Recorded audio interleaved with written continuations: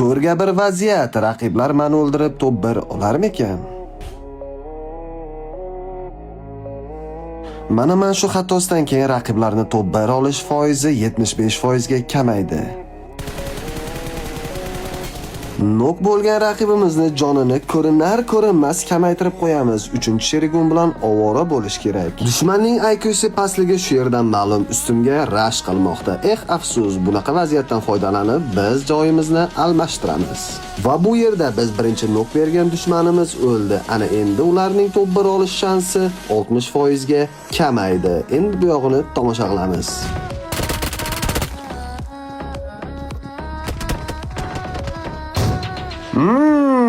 Dushmanlar meni mensimayapti ekan. Qarasam AWP'da urmoqchi. Ana endi ularga o'z hunarimni ko'rsatishim kerak. Qani, kela qolinglar.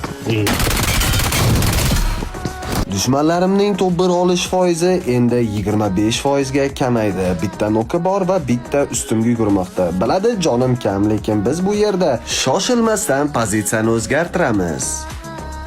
Zinapoyadan chiqayotganimda bitta tarakanni bosib o'ldiramiz va endi ikkita qoldi. Bittasiga tekizib qo'yamiz, bittasi nok holatda. Shoshilmasdan aptechka uramiz. Aptechka urib bo'lib dushmanlarimdan xabar olay desam, qo'lida granata. Bu xato ularga qimmatga tushadi.